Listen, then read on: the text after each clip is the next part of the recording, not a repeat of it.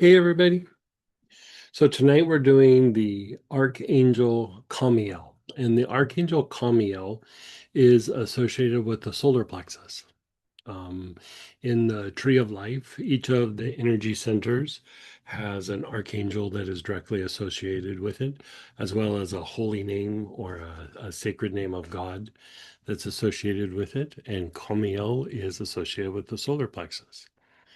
So the name Kamiel means like warmth of God or the flame of God or God's flame.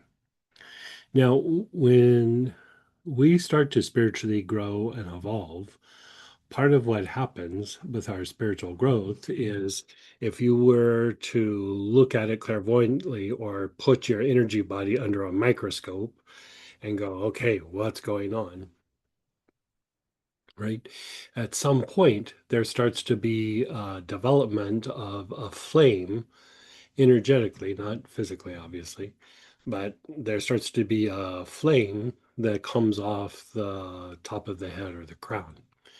And, eventually as we grow and spiritually evolve, it becomes bigger and larger and, um, can even go a little bit higher. But for a while, it's just a little bit off the top of our head.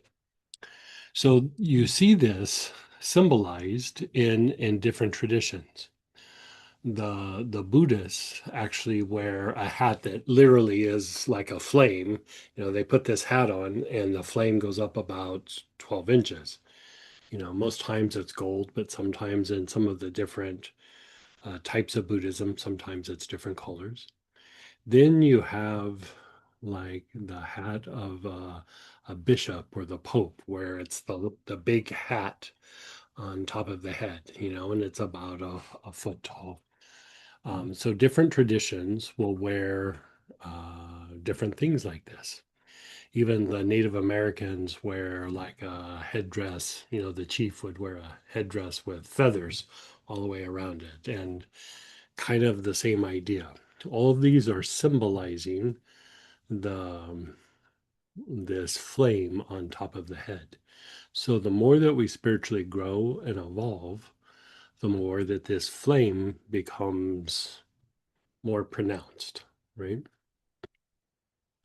And so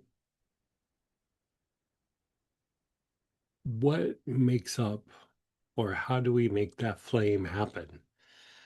It's like, okay, if that's a thing, well, let's talk mechanics. Let's talk about like how we get there. And it's a reflection of something happening, right? It's not the end all be all, but it's like, oh, there's another indicator that that person's developing or growing, evolving, whatever that might be. So with that, if you were to again put that flame under the microscope and then start playing with the microscope going, okay, what if I go to magnification of, 20 times or 50 times or 100 times and look at what are the little building blocks or the little components of this flame, right? So to kind of better understand the building blocks that build that flame, we kind of have to understand like how our energy body functions like when we do meditation, right? So when we sit down for meditation, we sit down, we don't run in place and we don't go, okay, I'm gonna go for a run and I'm gonna do some very deep meditation. No, you calm the body down, right? So as you calm the body down, the seed for greater emotional activity is there. Like if you want to feel love or activate the heart in physical stillness, we are able to activate the heart much greater than when we're moving around doing things, driving, running, whatever it is, right? So in the physical stillness, the seed for greater emotional activity is there. Just like when you inhale, the seed for exhalation is there. You don't need to make it happen. Just go, okay, I'm inhaling. Now I'm exhaling. Okay, in the exhalation, the seed for inhalation is there, right? So if you calm the body, right, no matter what, even if you're not meditating, the more you calm the body down, the more you can have an activation of the heart, a greater sense of well-being. You can connect to the people around you. You are able to feel more love for the people around you, your family, your friends, your loved ones, right? In times of difficulty, you can still feel more peace because the body is calm. Like when you slow everything down and calm the body down, right? There's greater emotional activity. Now, at some point, the emotional body becomes very calm. And then there's the seed for greater mental activity. So when the emotions are calm and still, your mind works better. If you think about like when somebody gets upset at you or you get upset, it's hard to have clear thoughts for a while because the emotional body is agitated. It's not still, it's not calm. So then the mental body doesn't work as well, right? So the more we calm down the emotions, right, the more that the mind becomes sharper, becomes clearer, becomes more cognitive, right? Then when the mind calms down, right, when the mind calms down, there's the potential for greater spiritual activity. So you don't have to go, okay, I need to force this energy up to have a spiritual experience. You calm the body, then the emotional response. You calm the emotions, then the mental response. You calm the mind, and then the spiritual response. It's just like taking steps in the garden. I want to get over there. You don't try to jump over there. You walk on the little stone steps to get to the part of the garden you want, right? So the same idea happens with meditation. If we engage the steps, it just happens, right? So back to how do we get that flame on top of our head, right? Like, okay, enough of the small talk, back to the flame, right?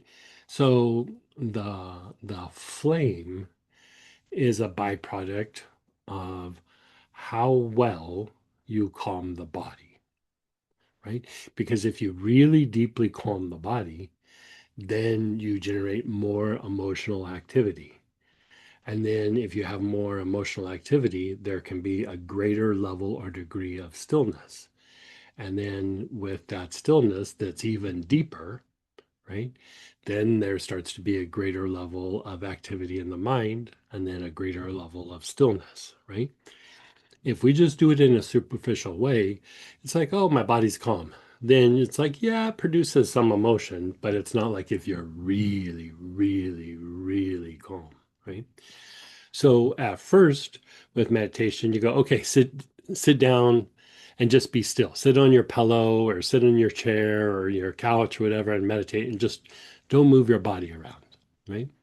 But then after a period of time, the deeper level of physical stillness is you're calming dysregulation in your body, you're improving vagal tone, but also you're calming the instinctive responses. You're regulating your instinctual responses.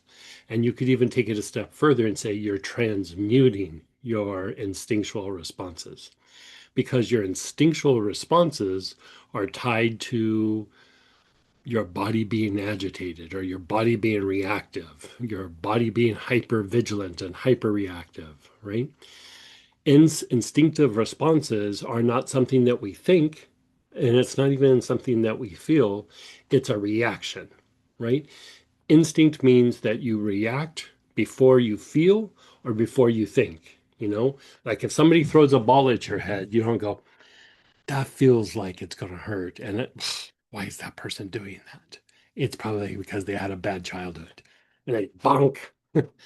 Ugh. No, you move out of the way, and then you go, why did you do that?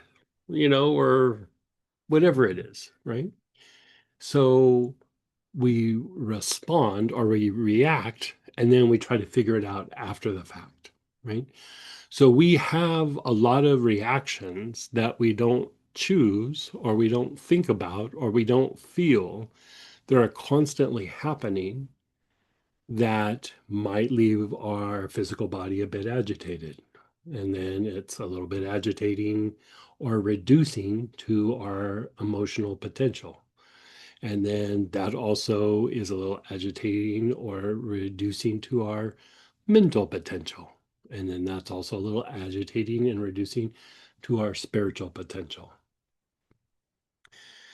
They're not always about stimuli from another person, situation. Sometimes these conditioned responses can just be agitated from something that happened 20 years ago or 30 years ago. And we just have never calmed down the bucking bronco. And so it might not always be bucking, but you look at it wrong and it starts kicking its hind legs and going for it, right? So we just need to keep calming it down, calming it down, calming it down. When you regulate your instinctive responses, right, you could say even transmute them a bit, which just means you've greatly diminished dysregulation and you greatly have improved like the vagal tone aspects to them, like the ability to release, to regulate, to be calm, right? When this has happened, these areas are balanced. It doesn't mean we've shut down the instincts, they're just regulated. That starts to regulate the emotions and like body functions and things like this. And it begins to activate the heart, right? The deeper the instinctive regulation, the deeper or greater the activation of the heart. The deeper and greater activation of the heart means the deeper and the greater activation of the mind. And then the deeper and greater activation of the mind then means the deeper and greater experience on a spiritual level, right? So, this idea of the flame of God or God's flame is kind of a big deal. It's it's reflective of a lot of the aspects that cause us suffering in our daily lives and can cause us suffering in patterns within our body and patterns out there. People, situations, we were talking about on the weekend. I know not all of you were there, but we talk about that in the development of the what we call the angel heart, the mystical heart.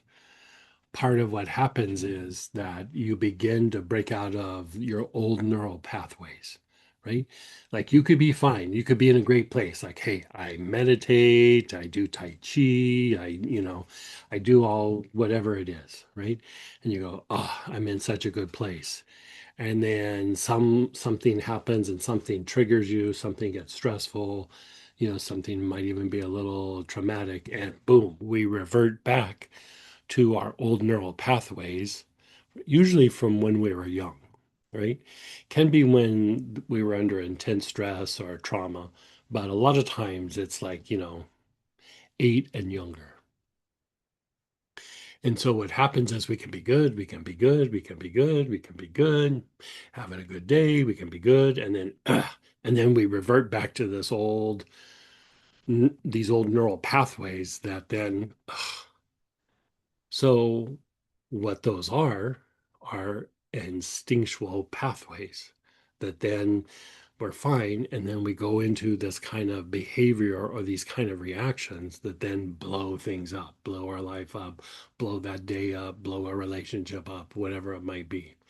And really, the more we keep regulating them, the more we keep calming them down, the more that it brings stability in our life, but it also starts to help open up new like neural pathways, right? It helps us to refine moving forward. A lot of times when we have things happening in our life, we have a story or we have an expectation. This should heal now. I want this to happen in this situation. That is very stress oriented thinking. And so what happens is you increase your potential to go to these old neural pathways the more that you do it. When really, when we do the thing like how we do with calming dysregulation and improving vagal tone, we go, Okay, there's a situation there. I can feel tension on my body. I'm going to feel it in my body, and I'm going to shift out of dysregulation, and I'm going to shift into vagal tone. And then you go, okay, my body's good. And then you go, but then there's the situation. So you observe that and you kind of sit with it and you bring your body into a little bit more of a balanced neurological state. And then you go, okay, now how does that feel in my body? And you're just like, we got a little dysregulated there. Ugh, let's bring it back. I'm going to listen to my body. I'm going to feel it. Right. So for one, it makes what's going on not a thing. Like it's not a thing. We're looking for it to be a movement because in movement we have healing. When it's a thing, you are in repetition no matter what you choose, no matter what piece of information you have, you are choosing repetition. Even if you go, but I'm going to break out of this pattern, you're just going to change the way it looks. You're not breaking out of anything, right? So we need to not necessarily go, this is what I need to do. This is what needs to happen. It's just a series of aiming.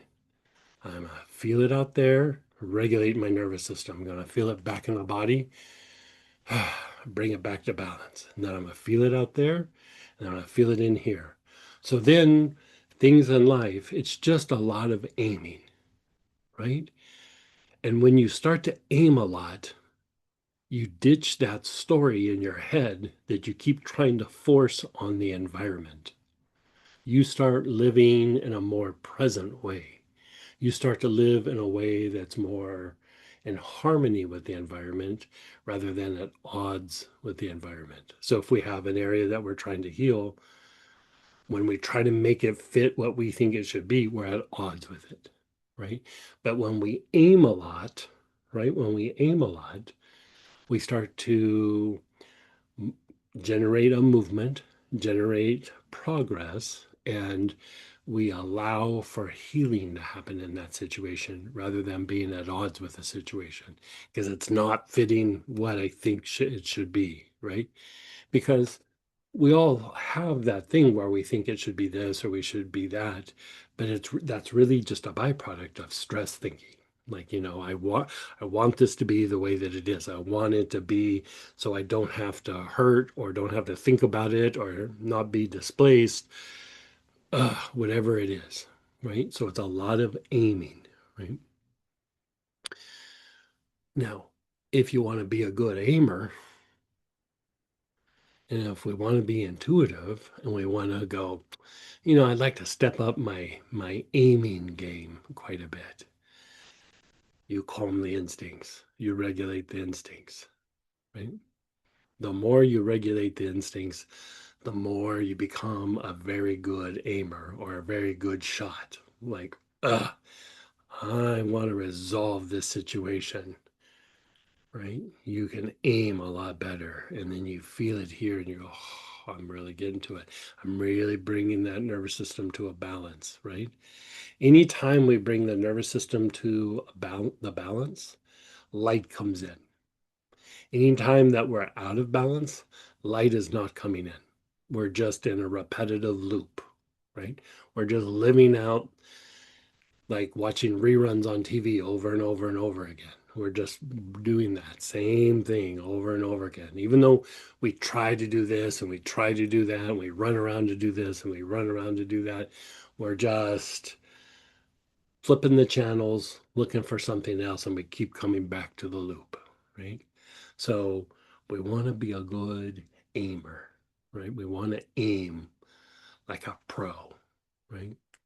So we're going to use Khamael to improve our game a little bit.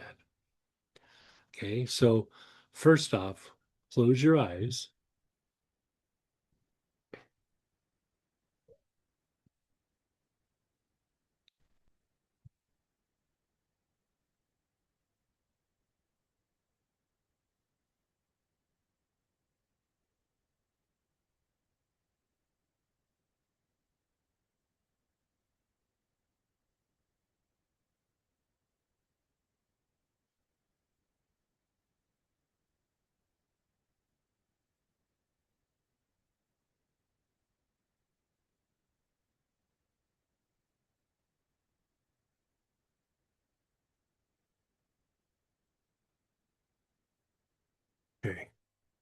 So we're going to do something, we're always doing something a little different. So that's what we're doing, something a little different, right? So put your awareness on your knees. You're putting your awareness on your knee. So either the whole knee or the back of the knee. Yeah, no oils right now. You're just putting your awareness on your knees.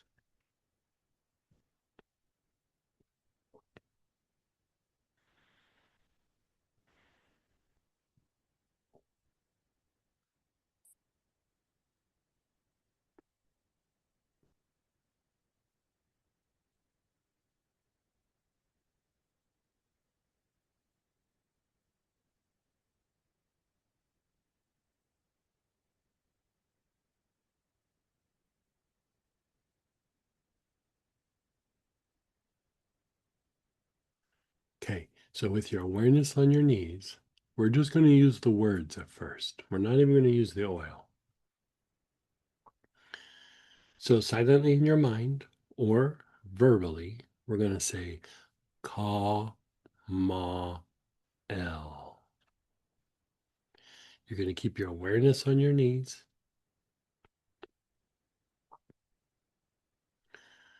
Ready?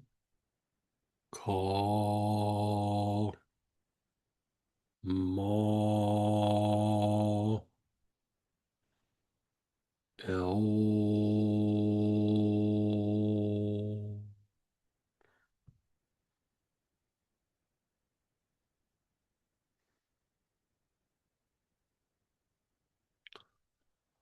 Call Mo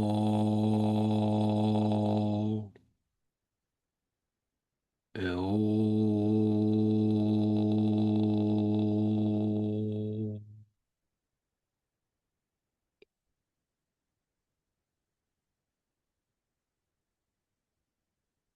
Call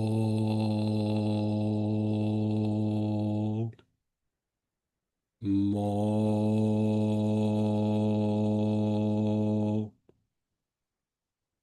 El.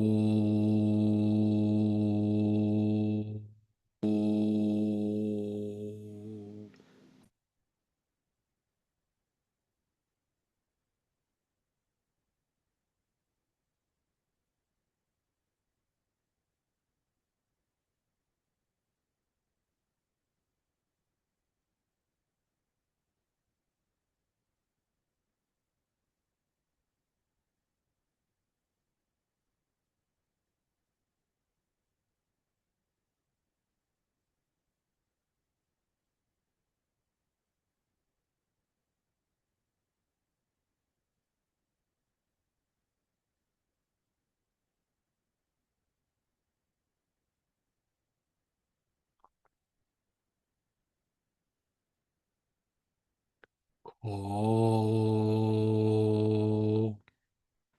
Mo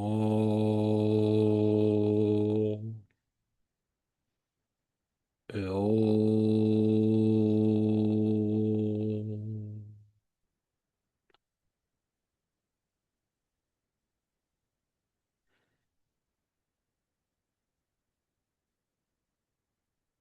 With your awareness on your knees, just chanting the name, can you feel something happening?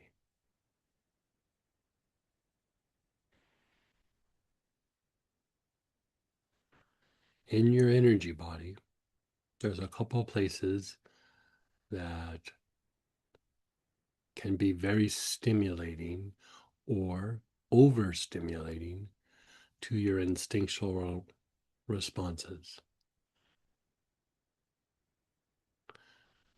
One of these areas is from the knee down, your knee, lower leg, ankles, and feet. It's also the area of your energy body, your aura, that is usually the heaviest or the dirtiest. It's the area that mixes with the earth prana to the greatest degree. So these areas have a kind of sensitivity to like lower energies or lower vibrational energies. So these areas can be very prone to stimulating um, hyperactivity or hyperreactivity. So that's one of the reasons why Christ washes the feet of the disciples. It's to help clean the energy body so they can take off in the inner worlds. You know, I grew up in Catholic schools, and, you know, I remember that discussion about, you know, Christ washing the feet of the disciples. And I was taught in school that he's showing humility. But then one of the disciples says, "No, teacher, please, not me." And he goes, "Look, if you don't let me wash your feet, you're not my disciple." I mean, that's a teacher being a little bit stern with a disciple. And the reason being that, like, look, if we don't clean up your lower energy body, if we don't regulate your instincts, you don't take off in the inner world, you don't spiritually grow and evolve, you can't be my disciple. You're just like a person off the street. Like, if you want to be a disciple, you got to develop. So the teacher is giving that disciple a gift to rapidly grow and evolve, right? And so the key is the cleansing of the knee down, especially the feet, but from the knee down, right? So even just starting to chant the name of the angel on the knees, I can already feel my body going, yeah, I'm not tent. You know. Okay, so we did the knees. Let's do the ankles. So you can do the whole ankle or do the front part of the ankle where it bends, right? So your awareness is on the ankle.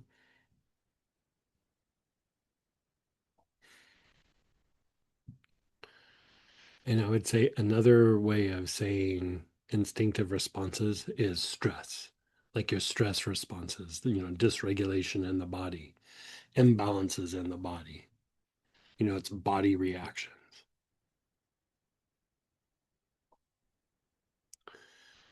Your awareness is on the ankles.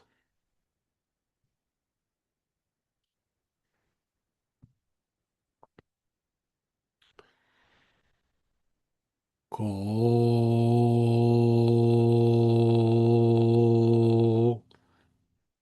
mo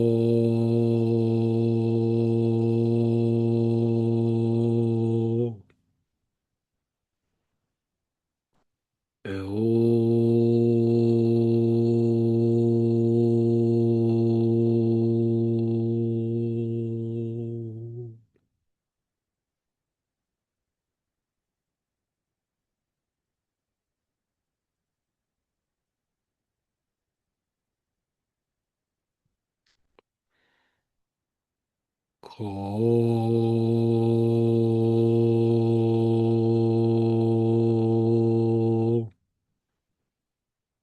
mo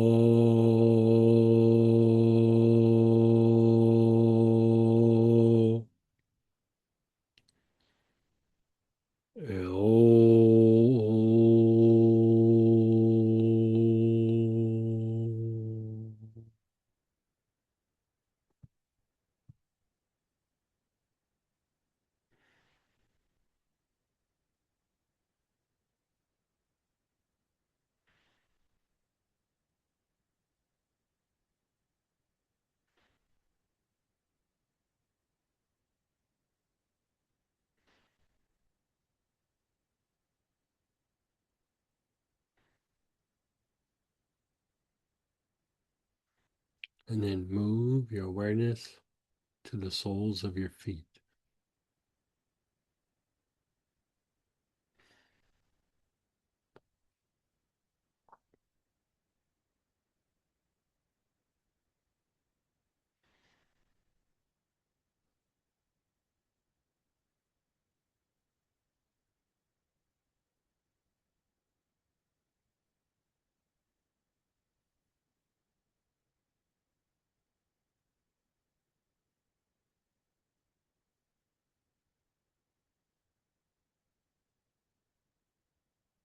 Your awareness is on the soles of your feet. Ko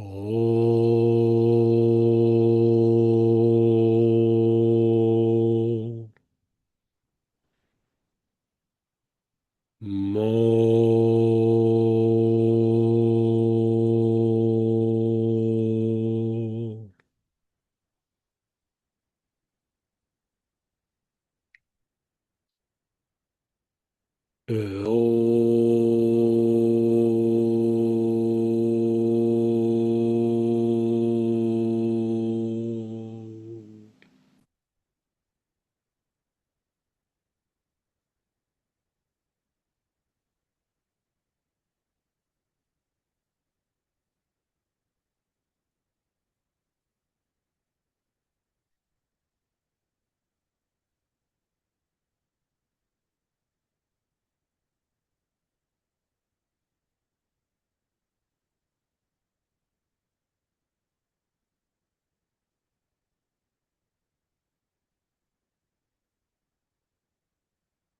ko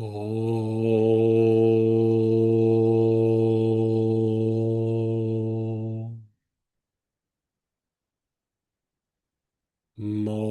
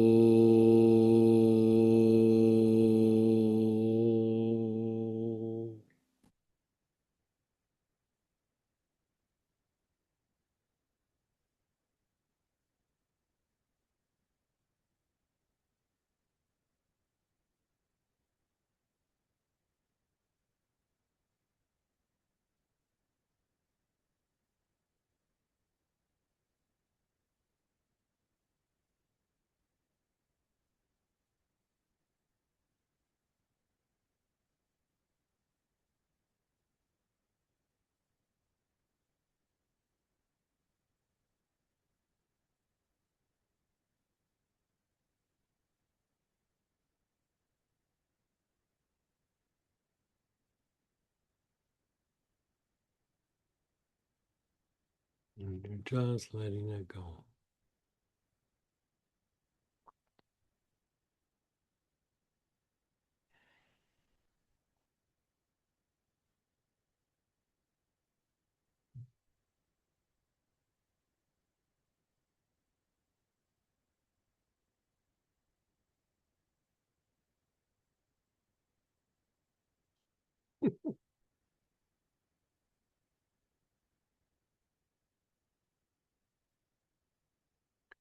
Okay, so I like to also do like the lower leg from the knee to the ankle, like the shin and the calf.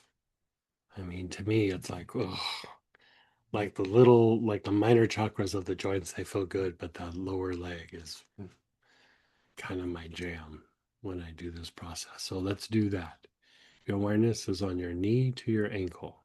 Okay, so that's the kit.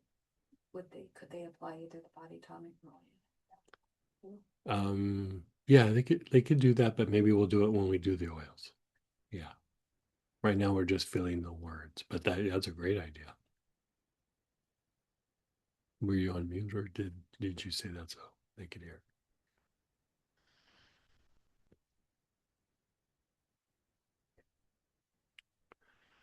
Okay, ready?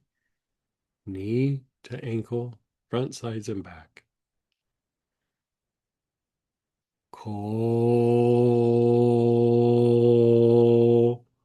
mo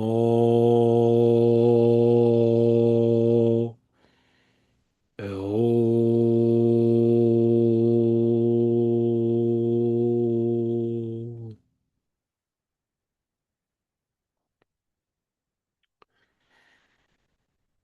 Ko mo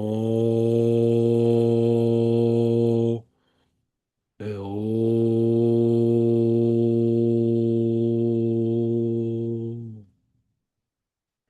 Doesn't that feel good?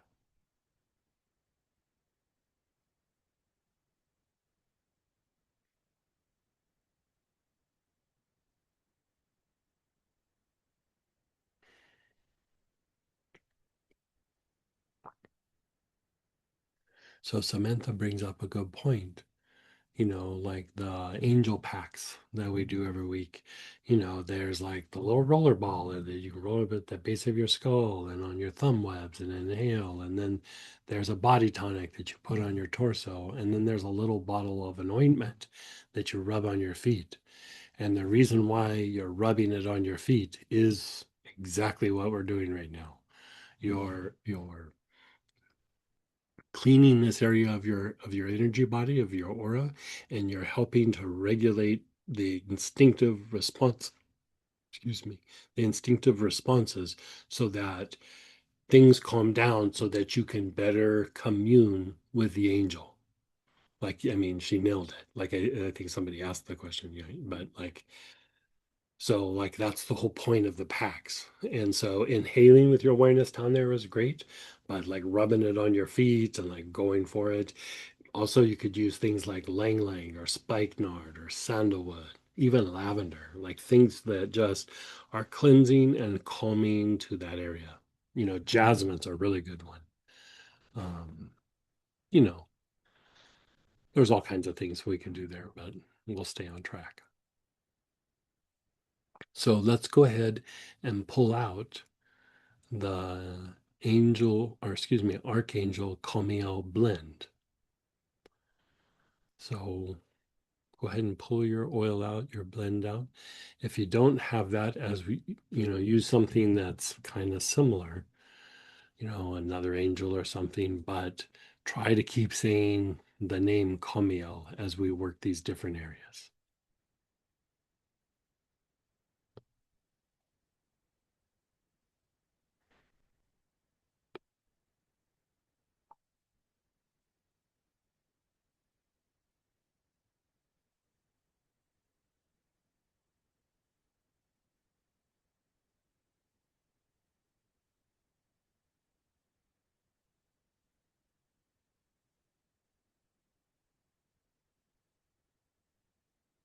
Okay, so now you're inhaling, your awareness is on your knees, either the whole knee or the back of the knee.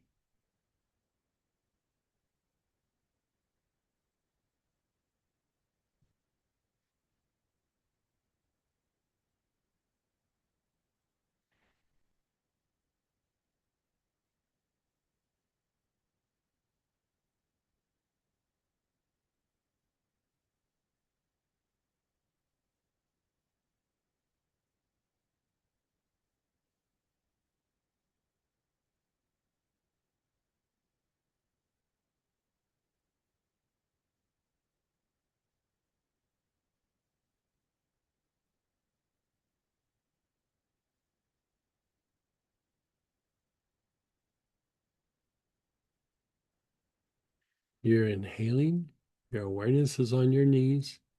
You're taking nice, long, slow, deep breaths.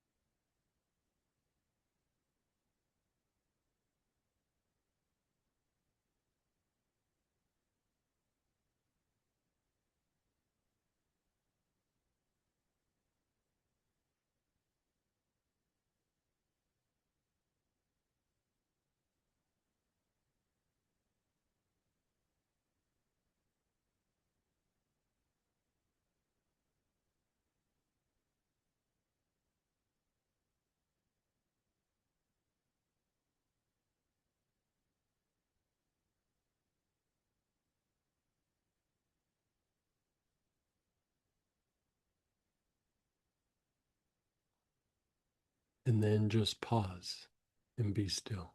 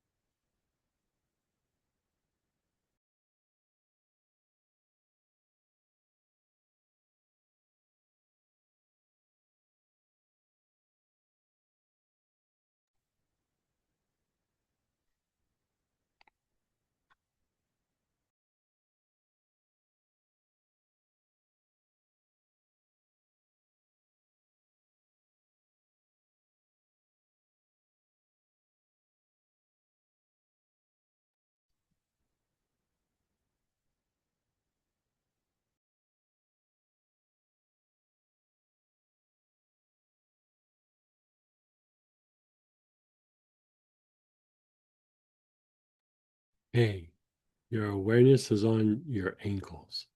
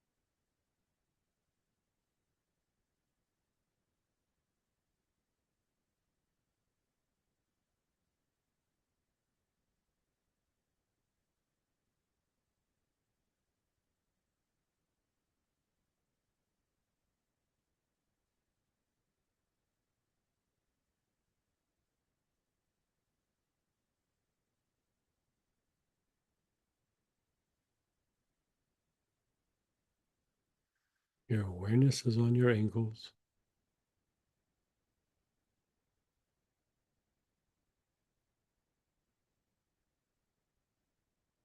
Nice, long, slow, deep breaths.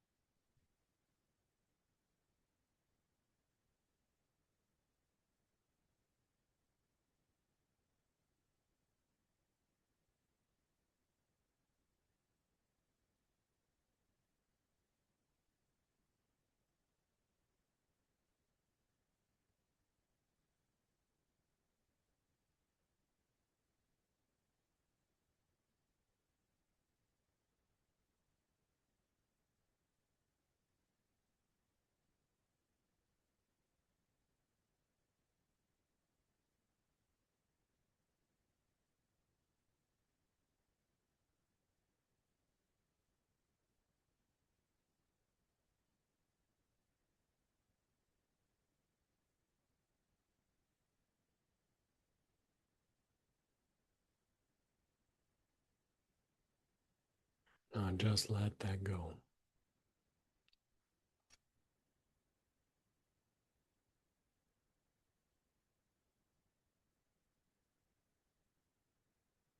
Hmm.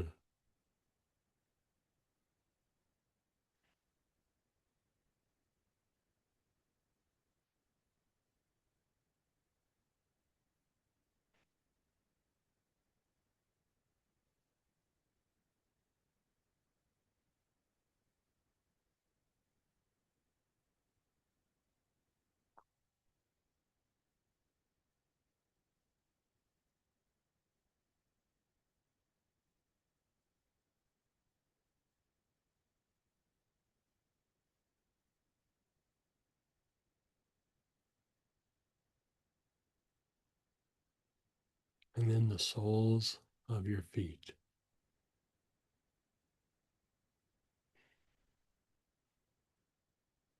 Your awareness is on the soles of your feet.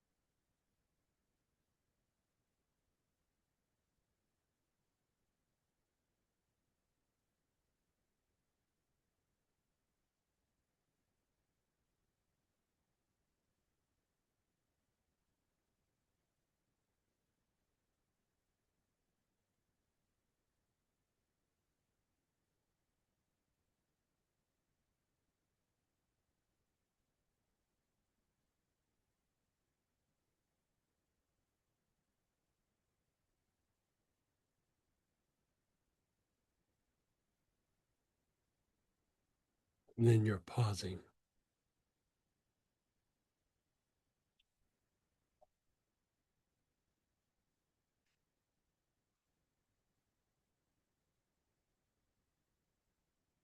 on that trade.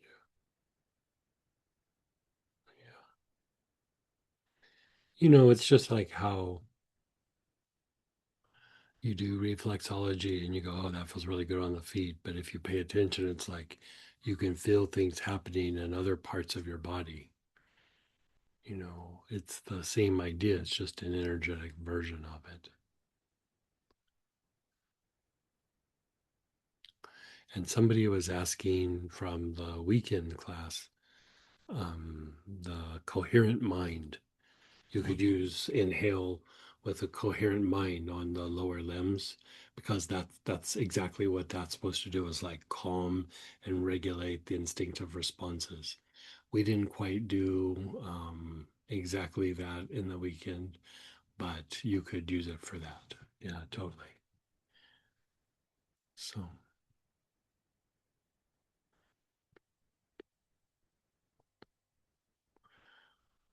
okay. So we've done the knee, the ankle, the soles of the feet.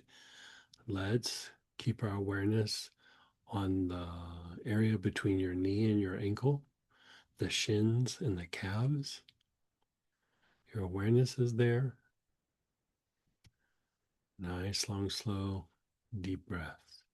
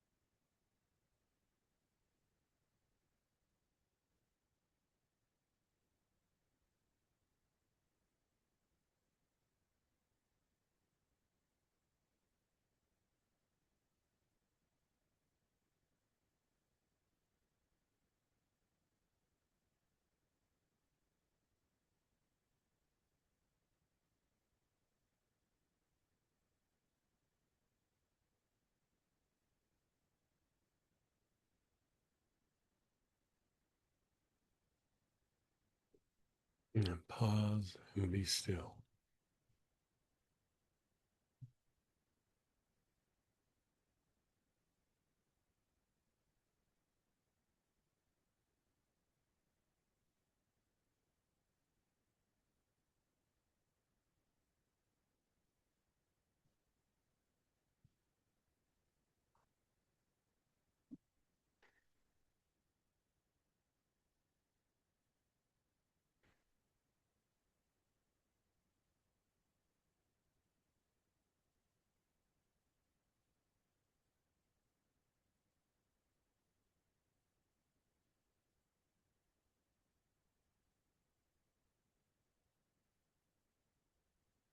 Now we've done this lower part, right?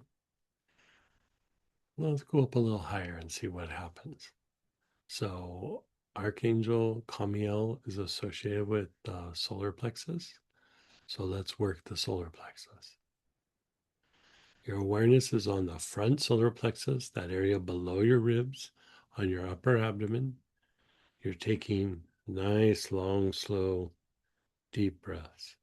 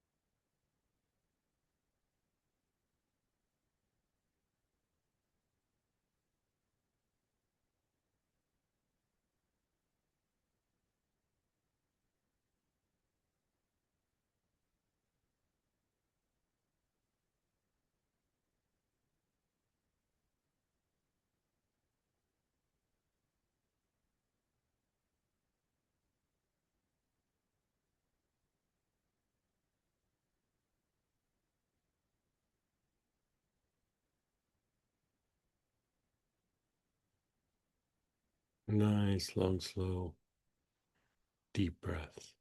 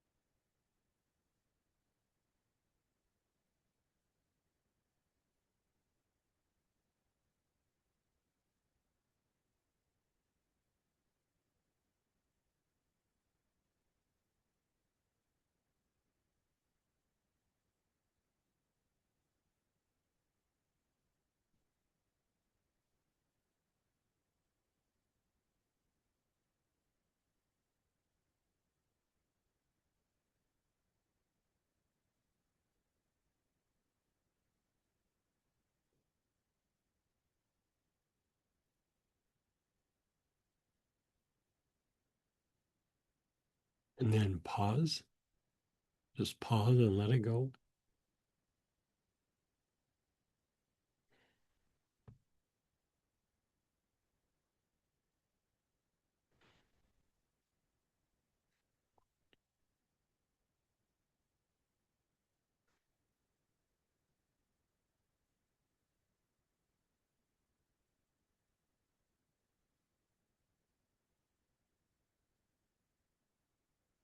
Your back solar plexus, that mid back area, below your shoulder blades. Nice, long, slow, deep breaths.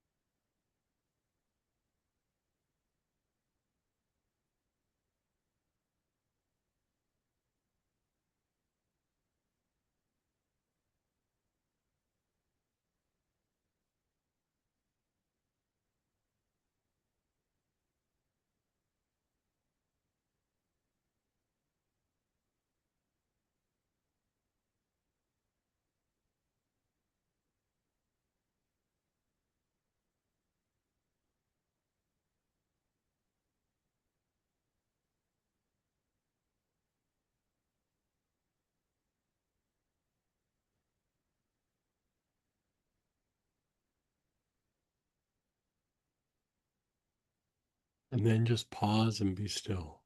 Let this be.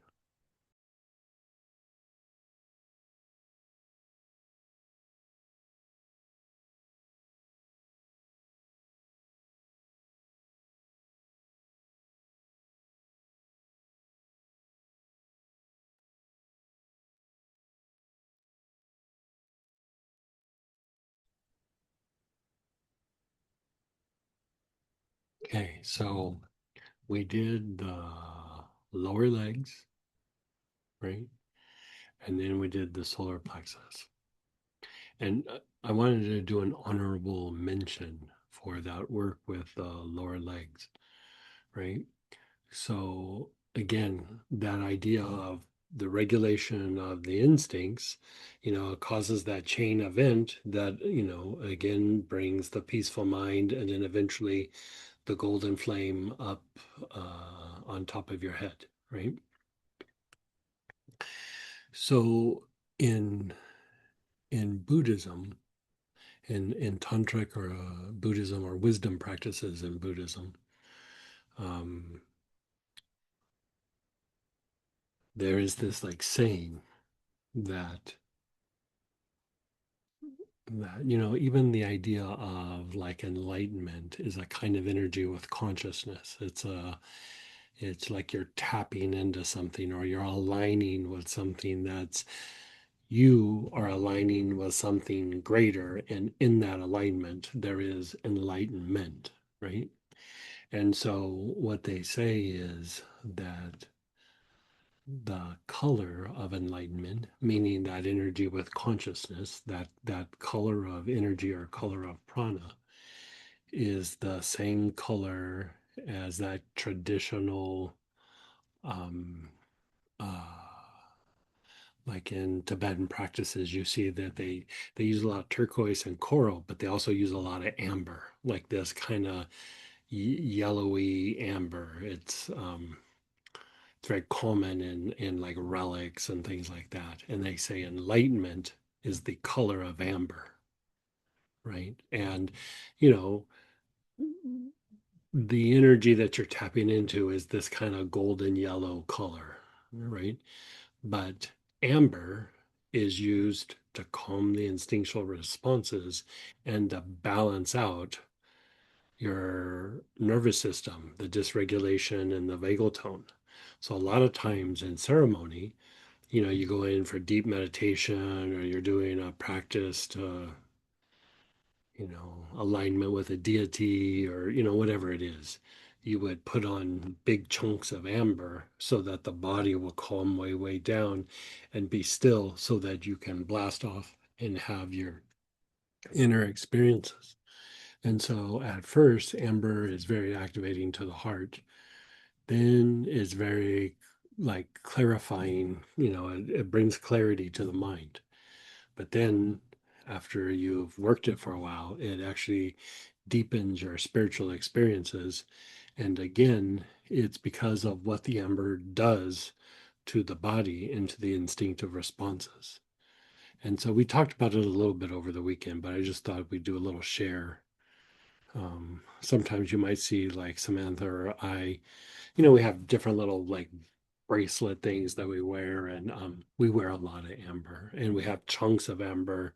Like there's a big chunk right in front of me right now, and down where I do healings, there's a chunk, and there's chunks down in our meditation room, and there's a chunk on the coffee table, and there's just we have amber scattered out, and then I wear a mala, and it's that idea of you just keep calming everything down, bringing balance to everything, and then things keep happening, right?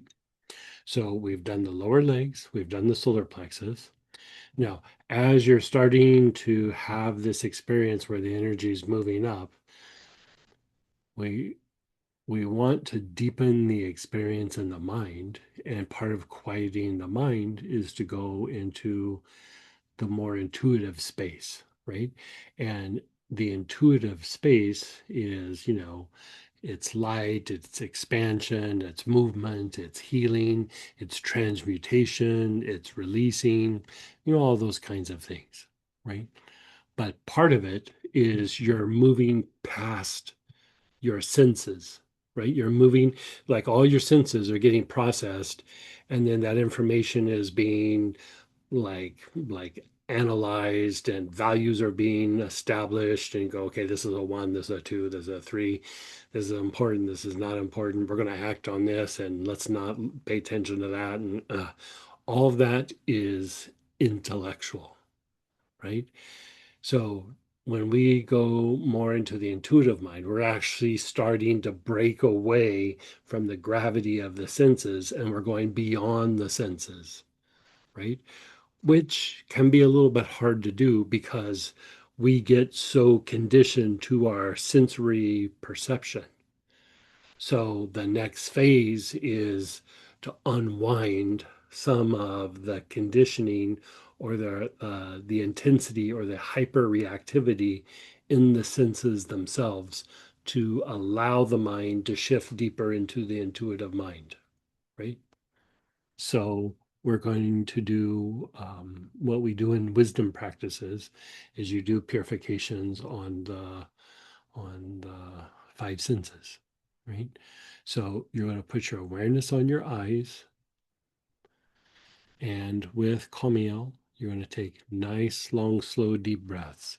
Just like you would keep your awareness on your feet or on a chakra, now it's on the eyes. Nice, long, slow, deep breaths with your awareness on the eyes.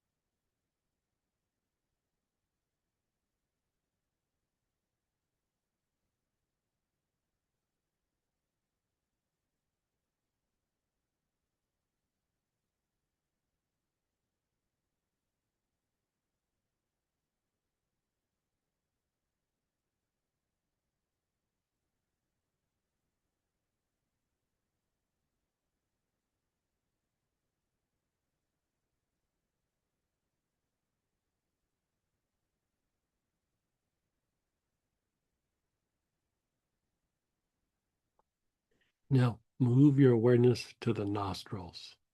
Your awareness is on the nostrils as you inhale the oil.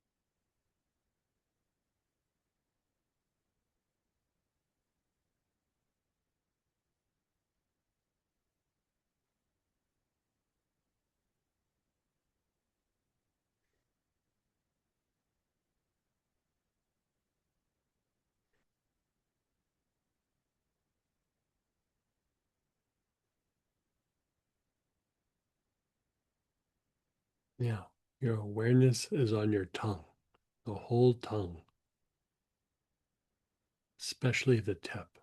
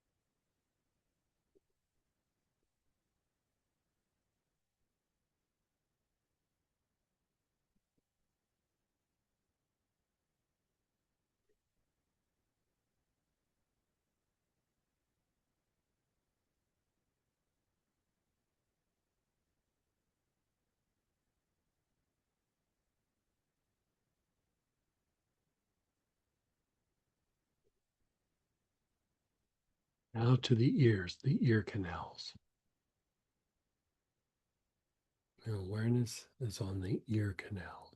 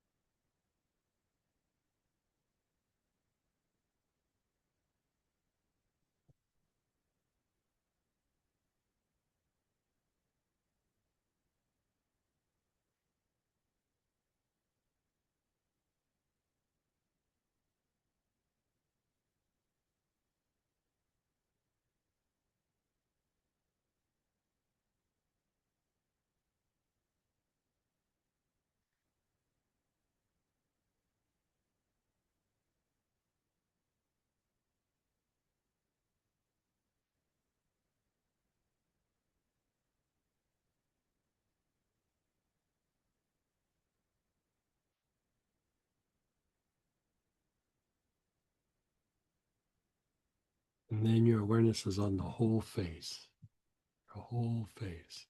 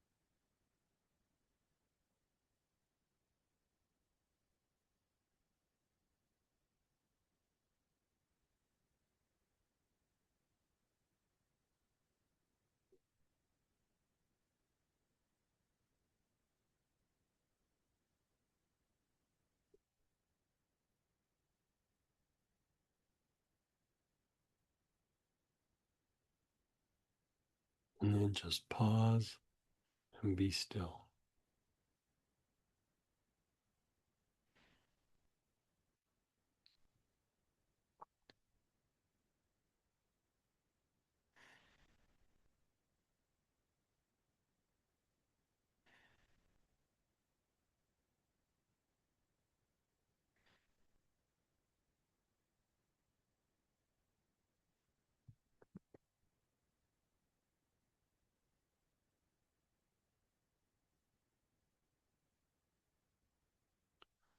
Okay, we're going to do one more little piece and then we're going to talk about it.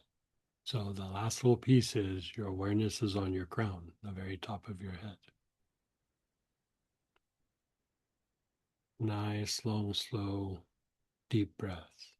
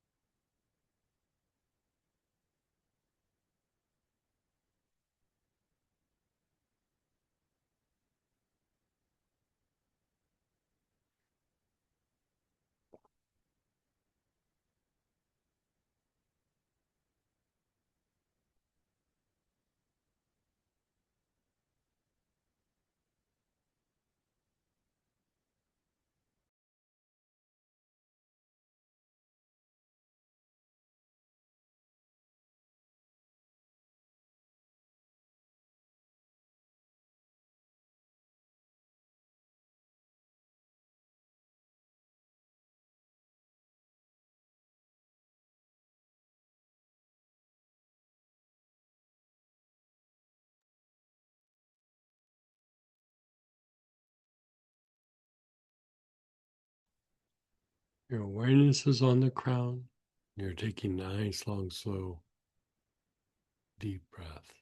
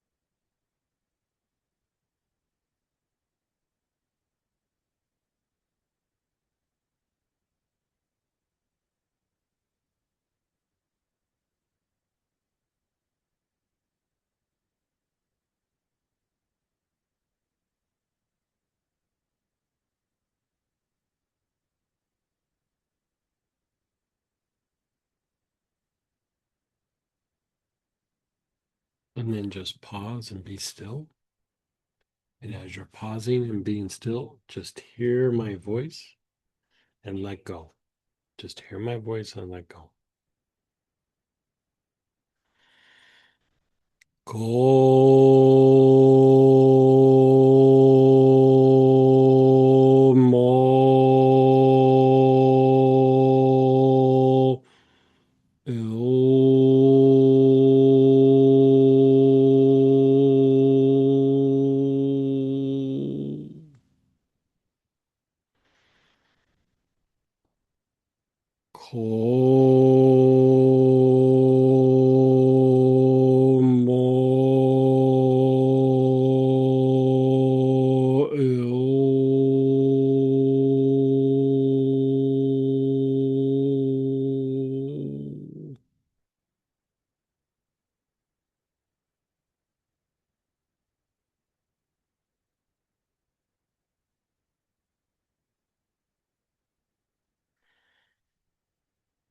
Hold.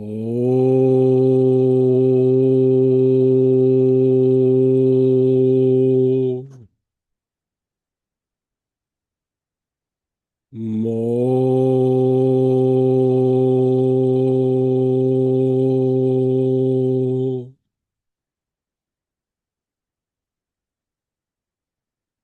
El.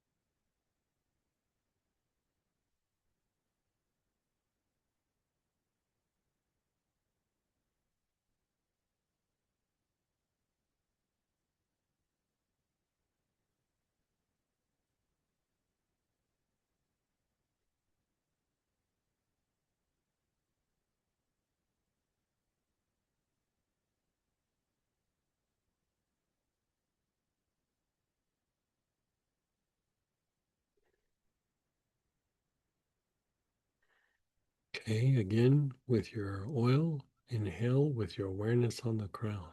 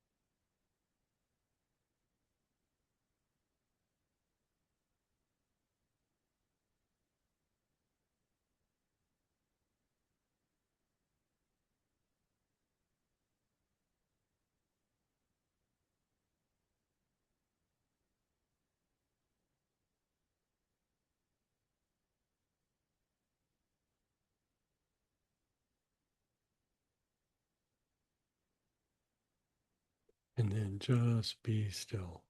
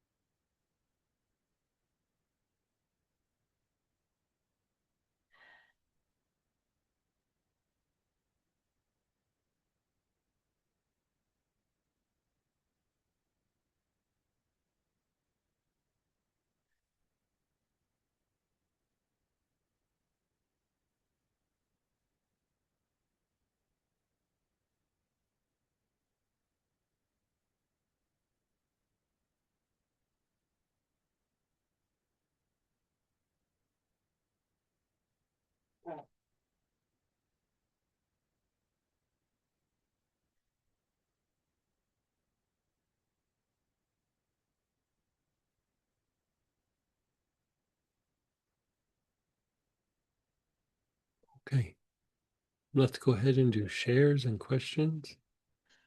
You can unmute yourself or type in.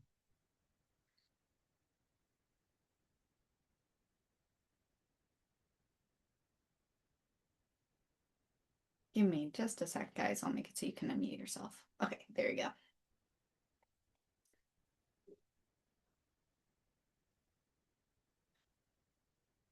I mean, I thought that practice was great just from the start with those knees. Like you said, I could just feel like this level of stress or something just kind of starting to like shake off. My mind is still expanding. Like I'm like words, words, words. I And go ahead, Dan. hate it. I'm with you on that. Yeah. Uh, Isn't that nice? sorry. It wasn't that nice? Like it Uh, feels, it was beyond nice. yeah. And like we're going through and we're doing all these different weeks with the angels, and each one feels so different. Like it feels so different. And granted, we're doing different processes and things, and we can mix and match. Like, you could take the angel from last week and still do this process. But this process, Khamael is especially good for. And so, I mean, oh, it just, I feel like this tension, like it can be like tension in the gut, but tension like not necessarily in the spine, but it's like kind of around the spine. Like you can just feel it like creeping up, creeping up, creeping up. It's like it keeps going away, and then pretty soon it just the mind just expands. Yeah, It was yeah. very nice. This was your thank you so much for your kind of preamble, if you will. Hmm. It has just resonated with me on just so many levels with respect to what you're introducing Archangel Khamael and just the general bits. I mean, I look forward to listening to that recording again because I just found that so I don't know, so it really resonated like spot on with me in so many Oh, ways. good. Yeah, Yeah. it was just really Good. incredible. And out of all the angels, this has been absolutely the most powerful one for me. Oh, nice. to That's to such a to to date. Who knows yeah, what's yeah, going to happen next week, but yeah. you know, Yeah, but and this is just the thing that I like about, this was really Samantha's idea to do to do the org programming like this, but then, the angelic journey, and we don't get to just explore the angel and the energy of the angel, but like all the potentials and how we can direct it and how we can experience, and it's like there's multiple things that we can learn as we go through and experience these things, and things that you just couldn't read in a book. And even if you did read it in a book, it wouldn't really make that much sense. It's like, oh, that's an interesting idea. But like when you have your experience tonight, you're like, it's my new jam until next week. And yeah, then next week, I don't know. It, right. it might Yeah, be next week. It might still be this week. You never know. Yeah. right. Yeah. Well, thanks again Yeah, my pleasure. for what you do. Pleasure. Really, really grateful. Thank you. And somebody's saying, what is in this oil? The smell is really soothing. Yeah, isn't it? I have to look it up. Yeah. I kind of remember because I had just made it like in the last week, but the problem is I've slept since then, and uh oh, there we go.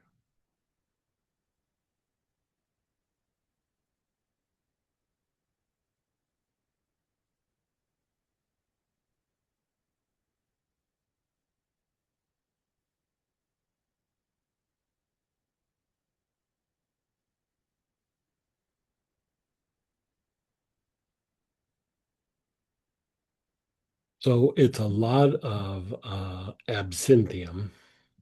Um In the old days, there used to be this oil that was called dark mugwort, and it was a variation of absinthium. And so in the old days, I used to do the dark mugwort and wormwood together, but both of those are still like really closely tied to the absinthium, and the absinthium actually works better. And so absinthium is like really fancy wormwood. And and so there's a bunch of absinthium. And then there is spikenard, um, ginger, Moroccan thyme, and then St. John's wort. The soothing component, I mean, spikenard is soothing, but absinthium, it's really soothing, especially to the nerves and the nerves of the gut. Like the thing with we have our nerves that are associated with dysregulation and fight flight and then rest and repair or vagal tone. But there's also this like web of nerves called the enteric nerves in the gut, and it's a very primal part of the nervous system. And they can get agitated, and it's the only part of the nervous system that can function independently of the brain and the central nervous system. Everything else, if you're cut off from the brain, as far as nerves go, that's it, you're done, right?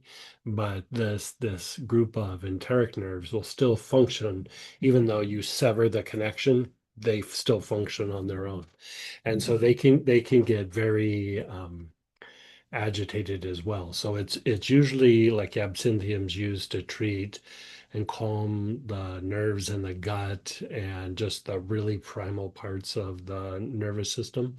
And it's also one of the things to use, like if the body is exhausted or an area of your body is exhausted, like you could be fine, but your gut could be exhausted, but the rest of you is kind of okay, right?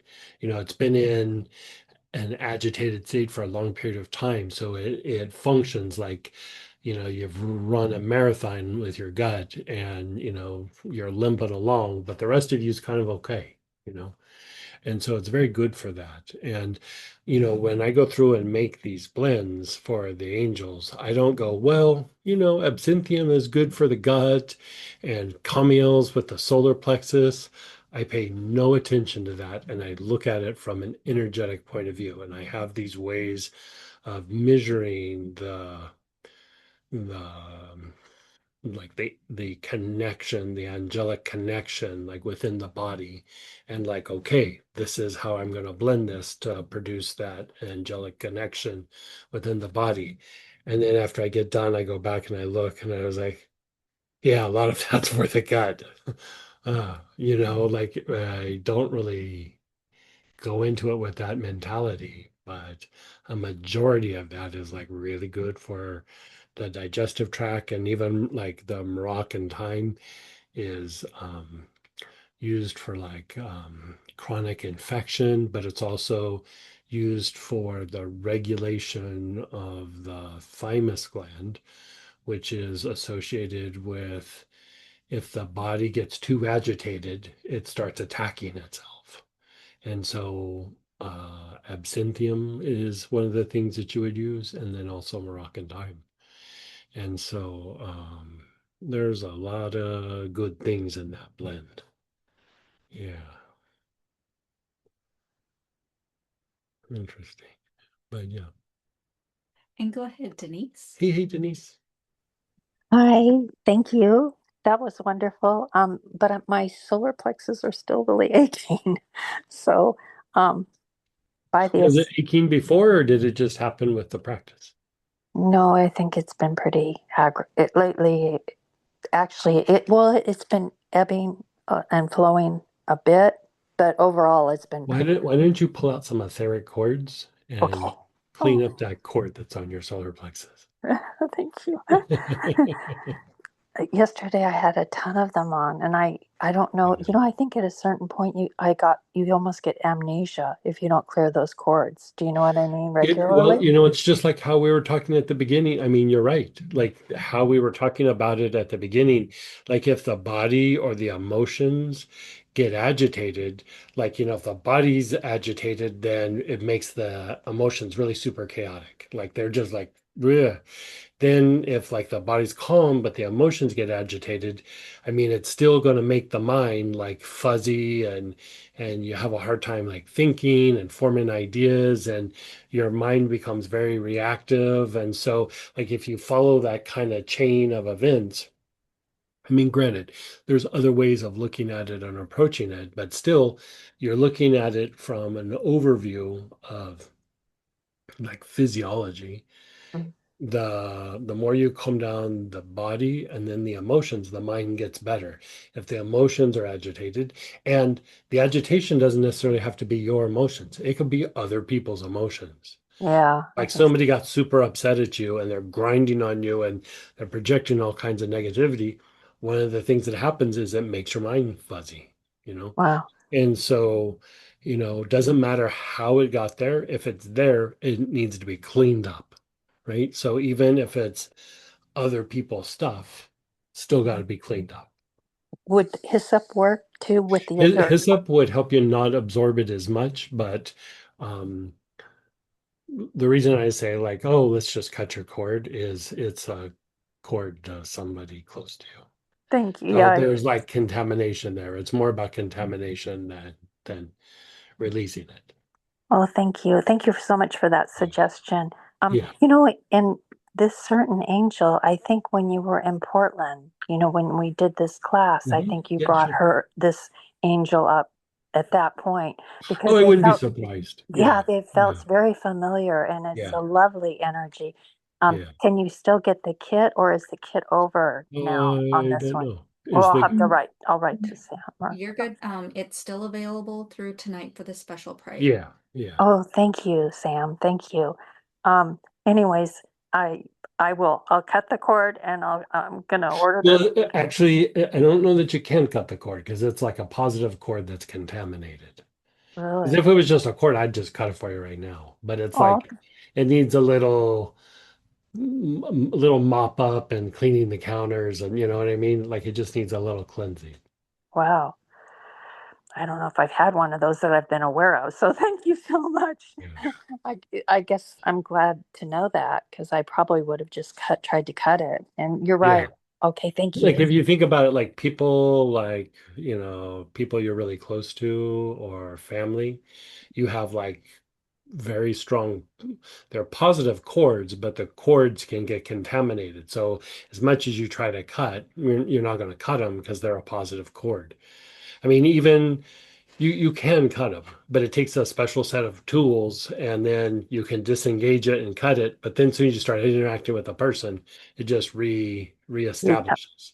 Yeah. So, like it's just like if some pipe in your sink or something got really clogged up. It's a good pipe, it's just clogged. That's what's happening right now. You Oh, know, you know who it is. I think so. Yeah, There could be a couple people right at the moment, but thank you. yeah. But I mean, only one really means a lot to me, obviously. It's that one. Okay. Yeah. Oh, thank you. Oh, And it doesn't, so here's the other thing about like cords getting contaminated. It doesn't necessarily mean that it's directed at you.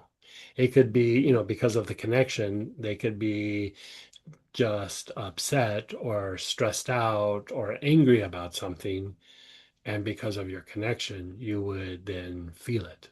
mm, that makes sense, Greg. Yeah. Yeah. Thank. So it doesn't necessarily mean that it's directed at you. Sometimes it is, but sometimes it's not. It's like it just overflows to. Yeah. Okay. Yeah. Thank you. You're so welcome. And somebody shared, this is the quietest. Very sweet. Yeah. Yeah. I, even when, remember when we were going through the tree of life and we were doing like a chakra at a time, whole weekend, just one chakra. And you know, we were like, oh, the crown, and then oh, the ajna, and then oh, the heart. And then you get to the solar plexus and you go, well, I guess I could use a little cleanup there. And then when we do it, it's like, oh my God, it's like a deep level of peace comes from working the solar plexus. And in inner practices, you know how you can do meditations on the heart, and you do meditations on the crown, or you do on the pineal gland, or you know, you do something in really deep practices. There is a meditation on the solar plexus. It's not taught very much, or you know, but um, yeah, it's very interesting. Go ahead, Denise. I just wanted to ask, I wrote down all of the ingredients that you had in it, but was mugwort the last one? Was it mugwort? No, I was just mentioning in the old days, I used to make it with a thing called dark mugwort, which it hasn't been grown for a very long time. The ingredients was artemisia, or excuse me, absinthium, spikenard, ginger, Moroccan thyme, and St. John's wort. Oh, that's the one. Okay. Oh Yeah. gosh, thank you.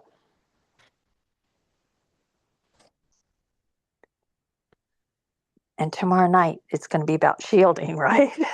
I'm Shielding hoping. and cords. We're going to Yeah, do a I'm gonna. little culmination of that, and you know, I don't know. With everything going on in the world, I think shielding is a very good idea right now. And, you know, not just like building a shield, but really making the body like enhancing the protective quality of the body because you know, it's just like what I was saying about here is we might not have a bunch of energy being directed specifically at us, but we're in a radiatory field of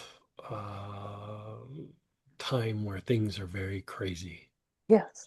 and we need to be able to go a little bit deeper in how we keep our own stability because we don't have control of that out there, but we can help regulate it here. You know. I'm so grateful for you. Mm, Thank you thank so you. much for doing this You're so work welcome. and bringing it to us. Thank you. Yeah, I love playing with you guys. This is just like playing for us, I think. You know, it's like it's fun, but it's helpful and healing and you know. And I know that Sam makes it so possible for you Yeah, to, she does. oh my gosh, do so, the two of you are amazing. Thank you. Yeah. Yeah. Because if left to my own devices, I'd be giving you guys all kinds of things in crayon. You know, she makes it happen. And I think we can go a little Okay. deeper.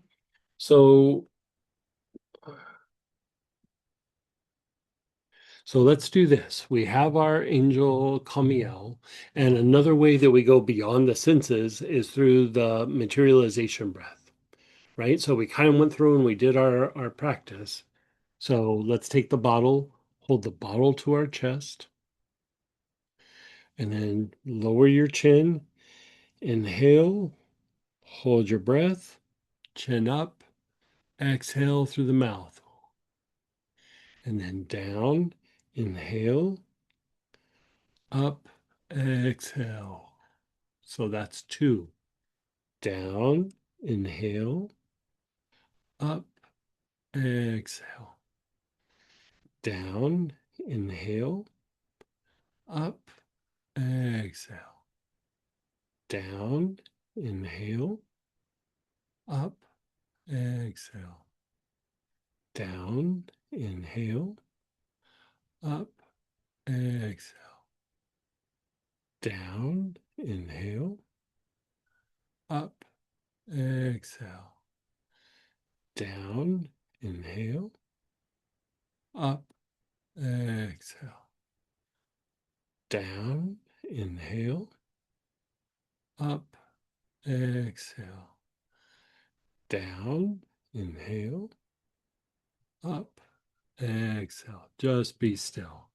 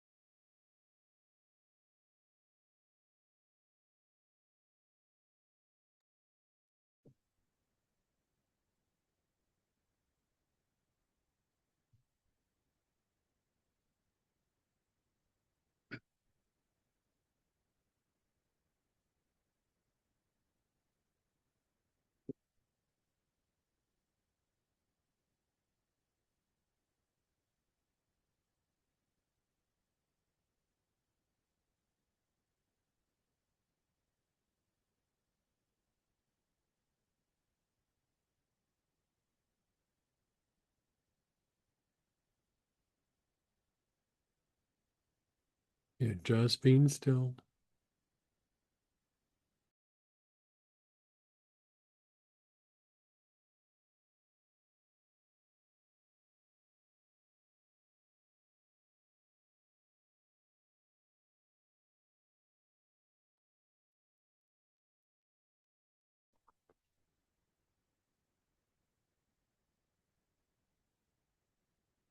You're just being still.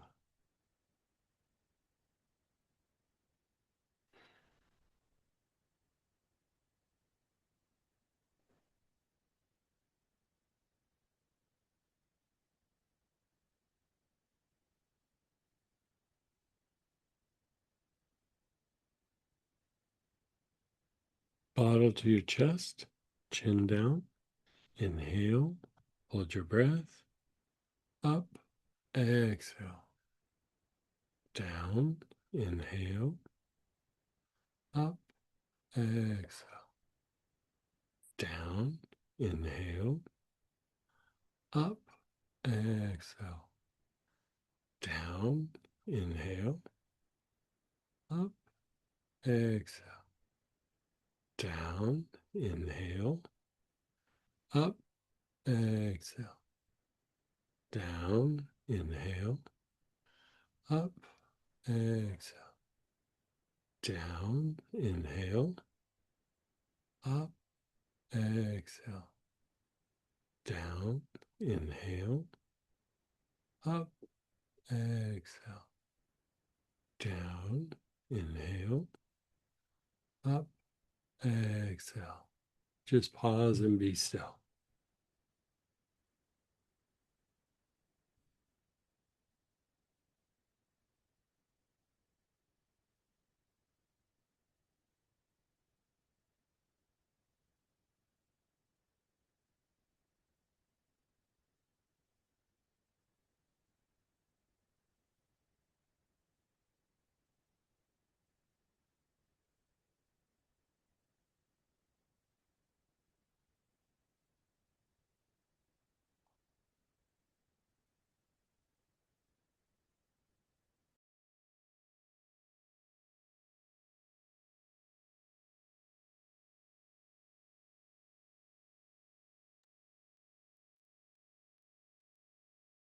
So you're being still.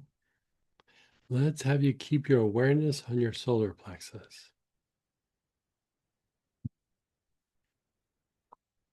Your awareness is on your solar plexus. You're just hearing my words and letting go. Ko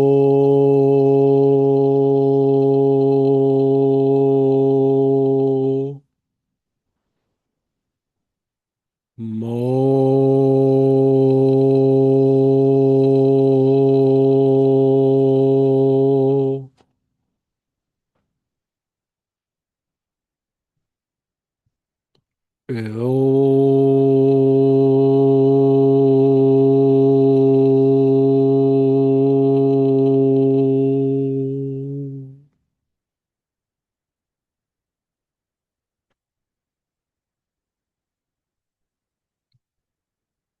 ko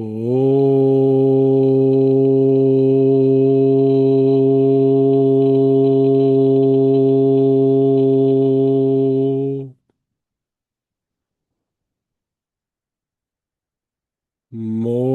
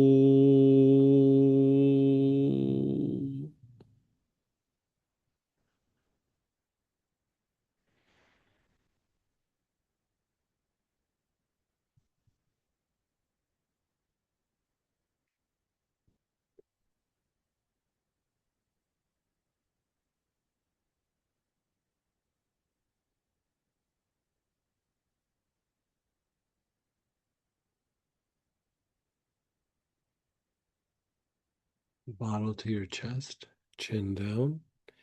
Inhale, hold your breath, up, exhale. Down, inhale, up, exhale. Down, inhale, up, exhale. Down, inhale, up, exhale. Down, inhale, up, exhale. Down, inhale, up, exhale. Down, inhale, up, exhale. Down, inhale, up, exhale. Down, inhale, up, exhale. Just pause and be still.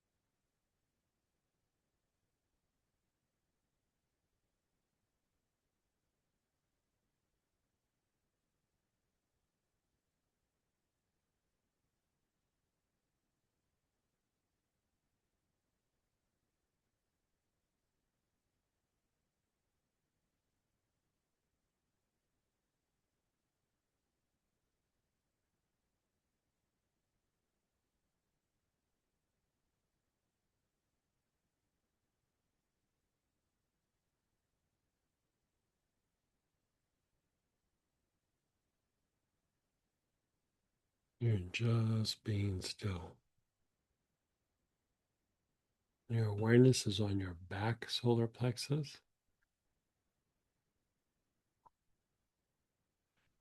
Just hear my words and let go.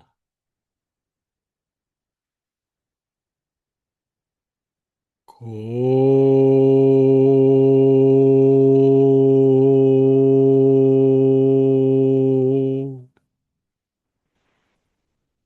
mo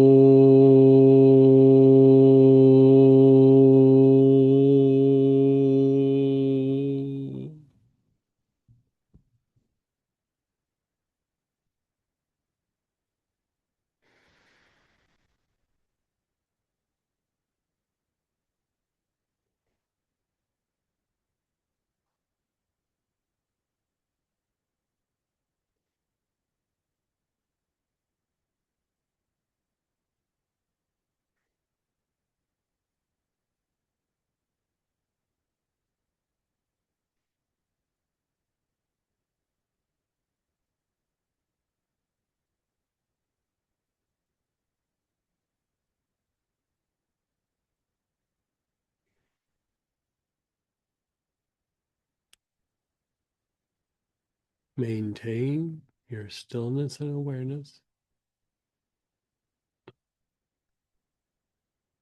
Be aware of your body. Where do you feel something in your body? A tension, an agitation, a stress? Your awareness is on that area of your body. You're observing it.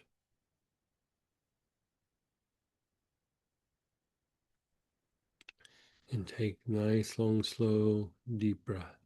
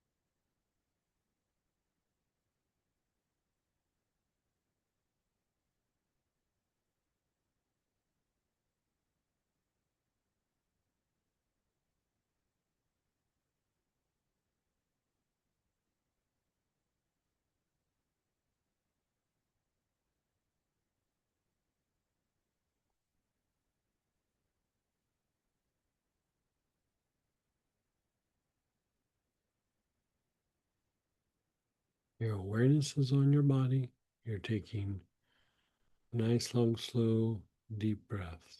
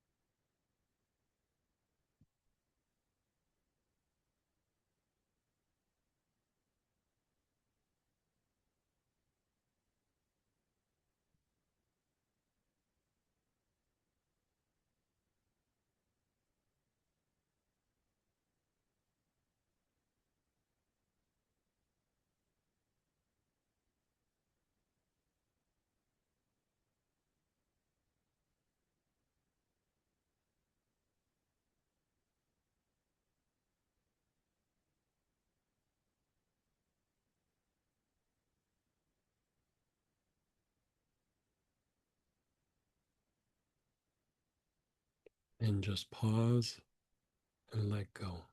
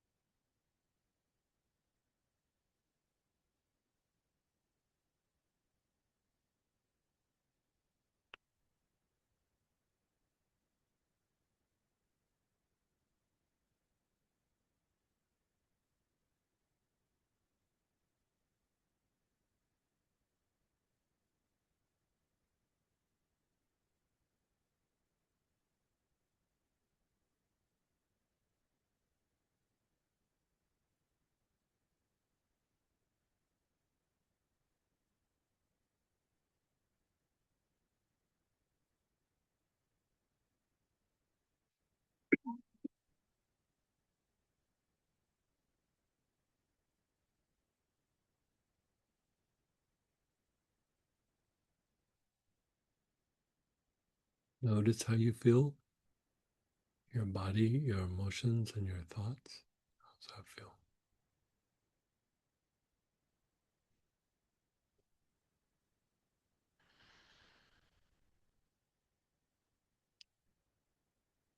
So that is working with Archangel Khamael, God's fire, or the fire of God, or the warmth of God. So next week is that Malkiel? Well, yeah, yeah. It is the angel Malkiel. Malkiel means God is my king. So yeah, I'm hoping you're enjoying these angelic sessions that we're be doing. And tomorrow night, like we said earlier in the session tonight, we're going into a deeper dive with shielding and cleaning and releasing cords. In the deep dive session. And then this weekend is a 1 day class for using the energy mechanics of like colored energies and chakras to treat digestive issues. And then Sunday is Mother's Day. So for all the mothers, happy Mother's Day and enjoy your special day on Sunday. So we'll still be doing a Sunday service if you want to join us, but you know, you guys enjoy. We're going to slide over now to the Tuesday night prayer petition blessing with Astara. We get together and do that. It only takes about 20 minutes or so, but it's a little bit of a meditation.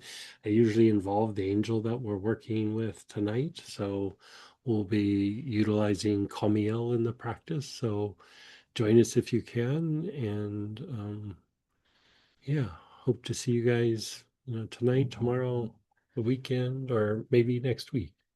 Take care.